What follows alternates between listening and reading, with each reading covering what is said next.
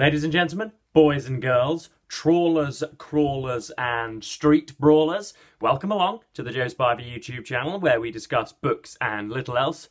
And you join me once more, as I'm sure you're very much aware, in the depths of societal dismay, I'm afraid, folks. It was my duty and my pleasure this morning to visit my local town centre and to buy some Christmas gifts for my nearest and my dearest.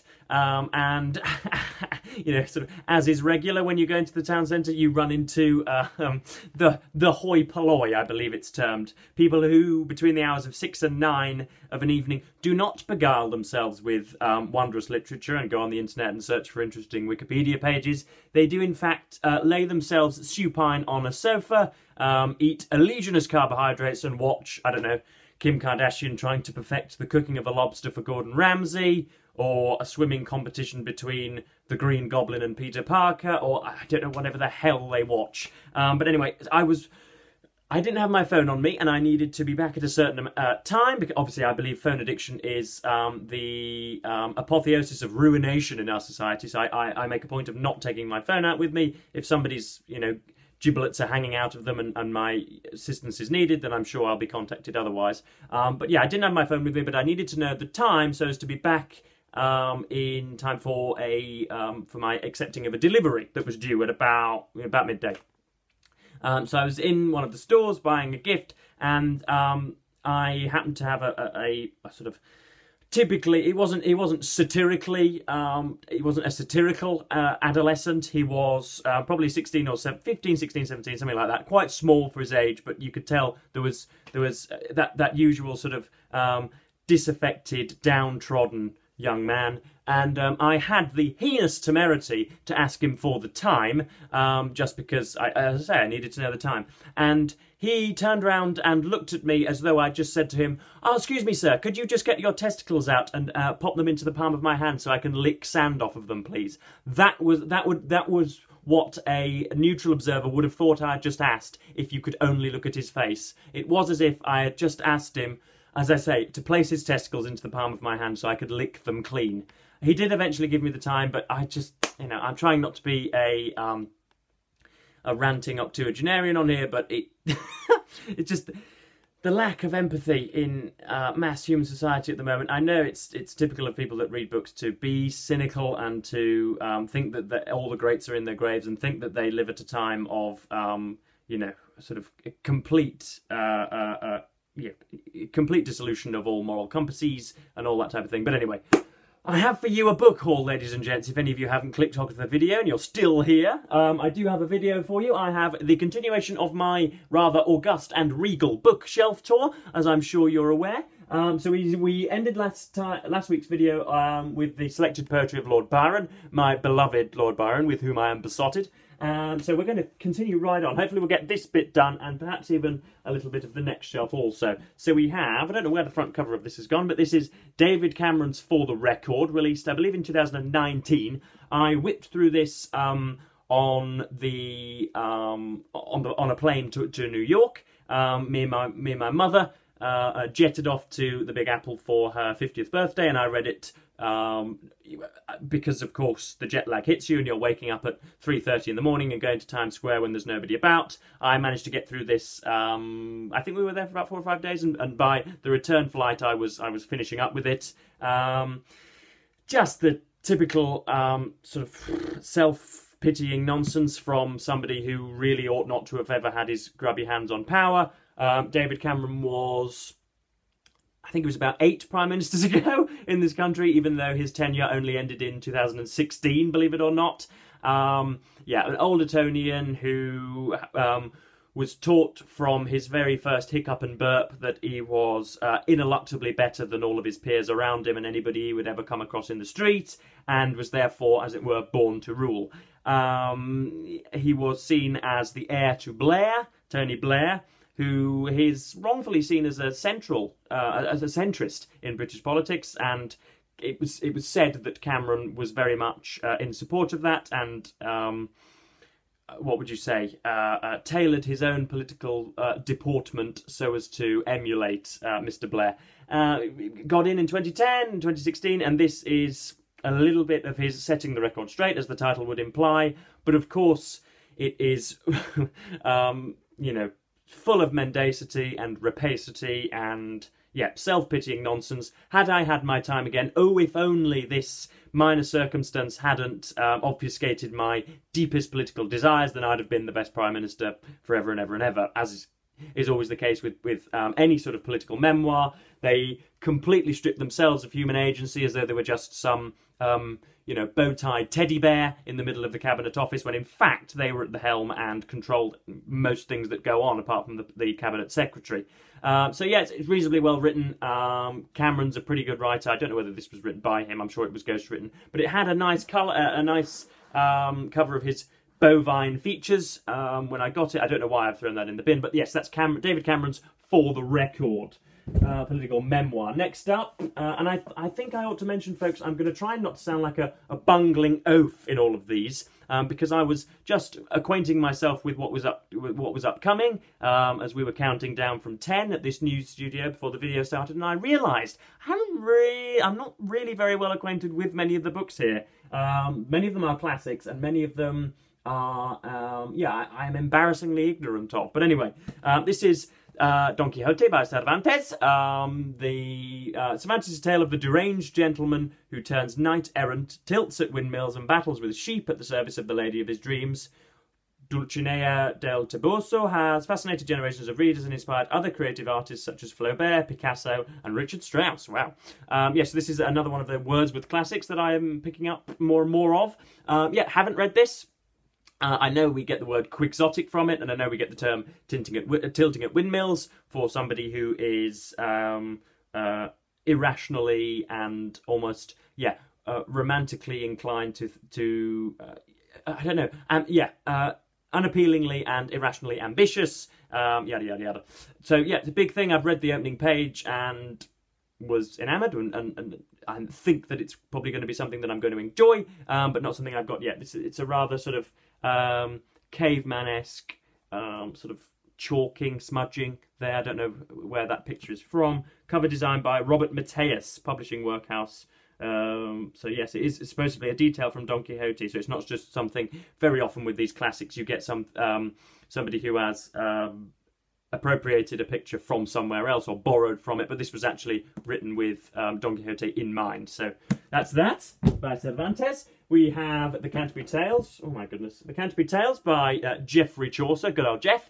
And yeah, this is the story of a load of millers in Britain, I think, who were on some sort of voyage. Again, I've only read one or two of these things for the purposes of tertiary education when I was, for my sins, an English literature student, and we were forced to look at it through the curmudgeonly prism of what Harold Bloom termed the School of Resentment, through radical feminists and you know, neo-Marxists who just want to disestablish Western capitalism as a whole and don't want to look at density of character or how the sinews or the circuitous nature of a plot. They don't want to know any of that. All they want to do is behead or dismember or euthanize men and raise women as the unwaveringly admirable human beings in the world. That's all they want to do, and that's all that was told to me here.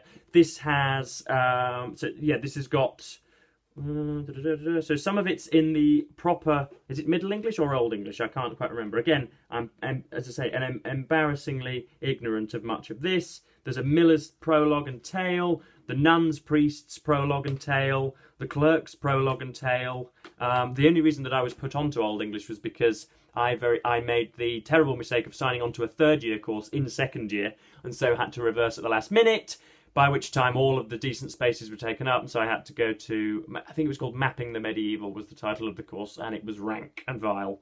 But nonetheless, I had to get through some of these. I don't think I wrote an essay on it, which is why I'm not very well acquainted with it. This is the third Norton critical edition. There are some men on horses behind castles. Next up we have Chekhov, 5 plays from Anton Chekhov, with whom I share a birthday, the 29th of January, although he's a little older than I am. Let's try and get this right. Yep, 5 plays from the Oxford World Classics. Again, I have probably only thumbed through this. There's a bit of an introduction. Few playwrights of the last 200 or 300 years have had a greater impact than Anton Chekhov, and this despite his relatively small output. He left behind only 5 truly outstanding plays, all of 4 acts, and it is these from which form the present collection.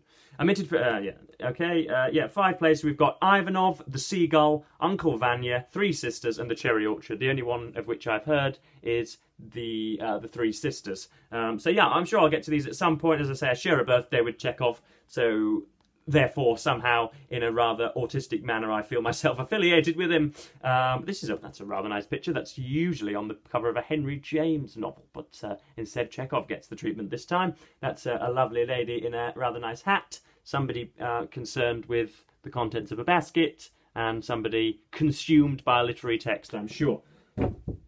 Next up we have...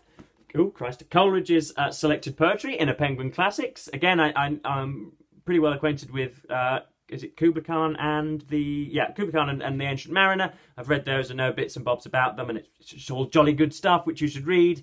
But none of the stuff that none of the other stuff I haven't travailed much more of Coleridge. The most revolutionary of the Romantic poets, Coleridge is best known for his dazzling visionary poems Kubla Khan and Ancient Mariner, which seems to stand out as isolated displays of genius. But the variety of his poetry is far greater than is sometimes recognised. This collection shows him experimenting with a range of verse forms, from the sonnet and ballad to the beautifully crafted sequence of conversation poems, capital C, and encompassing subjects as diverse as love, childhood, memory, politics, and mythology. So what does the opening line of the introduction say? Oh, I can't wait for this ridiculously auspicious sentiment. Coleridge is a great and daring poet. Oh, that's actually a little more sober than I was expecting. But Samuel Taylor Coleridge, selected poems. That'll be The Ancient Mariner on Anne Ship there, with a gorgeous sunset, I believe. Next up we're rattling through these at a decent rate. Conrad's Heart of Darkness, something set in Africa. Again, this wasn't something that I bought for university, but something that was pushed on me as a secondary text, showing the obvious malevolence of, I don't know, colonialism and of going to an unknown land, I believe. Again, I have read this, but a little while ago. In Conrad's haunting tale, Marlowe, a seaman and wanderer, recounts his physical and psychological journey in search of the enigmatic Kurtz. Travelling to the heart of the African continent, he discovers how Kurtz has gained his position of power and influence over the local people. Marlowe's struggle to fathom his experience involves him in a radical questioning of not only his own nature and values, but the nature and values of his society. Now, reassessing and, reassessing the values of a given society is nothing that we should be impervious to or averse to. But when it's done to radical and deleterious ends, when you have what amount to academic grifters who are paid £50,000 to say that white people are inherently evil and would happily whip a black person across the face if they were given chance, that might be a little too far, which is basically what's shoved down all undergraduate students in the United Kingdom, I am sure, unless you happen to go to, Magdalen College or something like that. But yes, Conrad's Heart of Darkness, something, again, I should probably be a little more familiar with. I can't remember loving it, I can't remember despising it, but yes, that's that. Next up I haven't read this at all, this is Benjamin Constant's Adolphe, with a nice quaint fresco on there. In Adolphe, Benjamin Constant, for many years the companion of Madame de Stael, put down on paper an analysis of passion, recognised but unfelt, that remains unsurpassed in literature. So that's puts on paper an analysis of passion, recognised but unfelt, that remains unsurpassed in literature. So this should be read by both myself and an 80-year-old in Nepal, and a 12-year-old toddler in Peru, and a 60-year-old truck driver in Illinois, and some waybread who was born 600 years ago should have read this, because it's unsurpassed in literature. I think that might be trying to do a little bit more than is on the tin, as it were. So that's Benjamin Constant's Adolphe. Who knows, it may well be I don't know, the insurmountable paragon of excellence. Who knows whenever I get round to it. This I have read is Daniel Defoe's Robinson Crusoe. Again, this is a text set at university of a man who finds himself excommunicated and marooned on an island, who has to live by his wits on nuts and berries. And I can't remember what happens after that. Robinson Crusoe's seafaring adventures are abruptly ended when he is shipwrecked, the solitary survivor on a deserted island. He gradually creates a life for himself, building a house and cultivating the land, and making a companion from the native whose life he saves. Again, this has got all sorts of colonial and imperial connotations, which the universities love to rail against, and that's why it was picked. I just remember them being very random capital letters in the middle of sentences. Subject, object, predicate. I didn't think it was particularly adventurous prose style,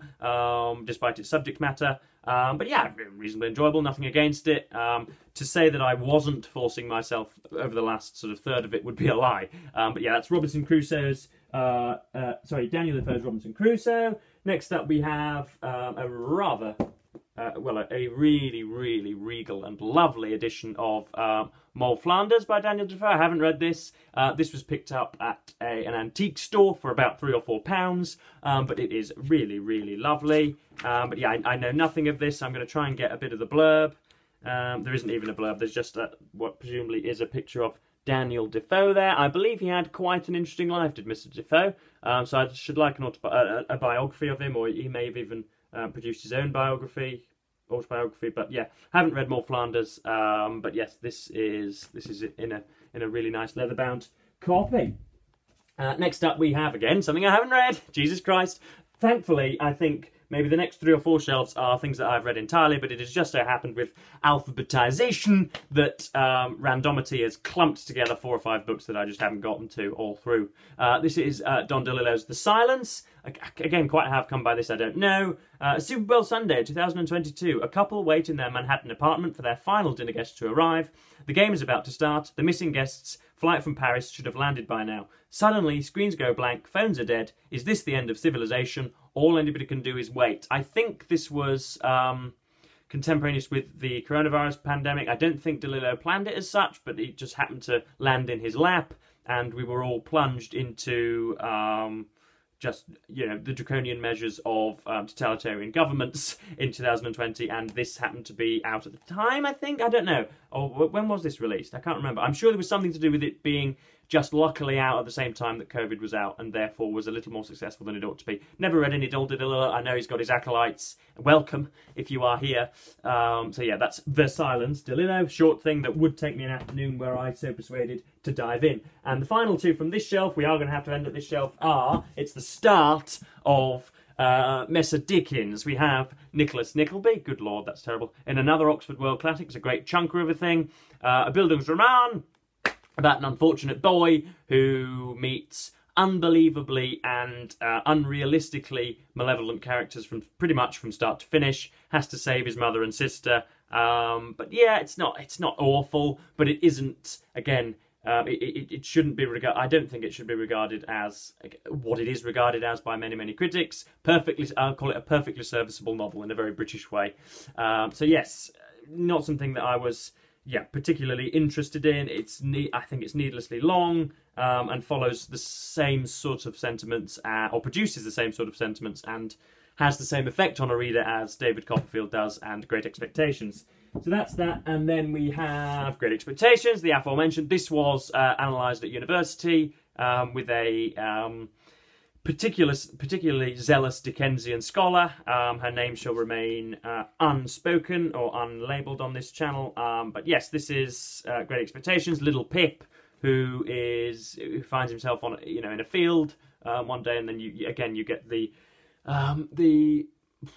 travails of a young boy who, of course, everything is drawn upon Dickens's life. It's all heavily autobiographical. Many of the things that go on in here we can see mirrored in Dickens' actual life, yada yada yada. So yeah, again, nice, but again, not absolutely brilliant. I think Dickens is far too self-referential. I'm reading, as I'm sure you're aware, A Christmas Carol at the moment, whose video will be out tomorrow or the day after, I think. Probably going to film that a little bit later on today or tomorrow. And I just think it's far too self-referential. It's far too obvious that he's writing a book. He will say something like, "Oh, there was a great struggle. If such an unequal competition between 2 human beings can be said to be a struggle." Okay, so it wasn't a struggle. So you've just wasted 35 words in explaining to us what you could have done in 2 or 3. Thanks, Charles. And it's just time and time again like that. And then there are these weird diversions. There are often small stories in the Pickwick Papers. There are some in Great Expectations. There are 2 long tales that would take you an hour to read. So I'm not saying Dickens is terrible. I can see the appeal, but I also cannot countenance just why he takes precedent over Anthony Trollope, often George Eliot, people of the time, contemporaries and peers of his that were in his social circles that I think beat him to a pulp literarily. I think they're much, much better. But anyway, I'm rambling on. That has been another Joe Spivey bookshelf tour. We've gotten halfway through that shelf. And the next up, folks, do not worry. I will not sound like a complete readerly charlatan in the next video. The next shelf is a bit more Dickens, Dostoevsky, Sherlock Holmes, George Eliot, lots of interesting non-fiction, bit of Stephen Fry, heaven forbid. So yes, I have read much more, and we'll have much more insight into the stuff below in the next video. But yes, thank you ever so much for watching BookTube, and goodbye.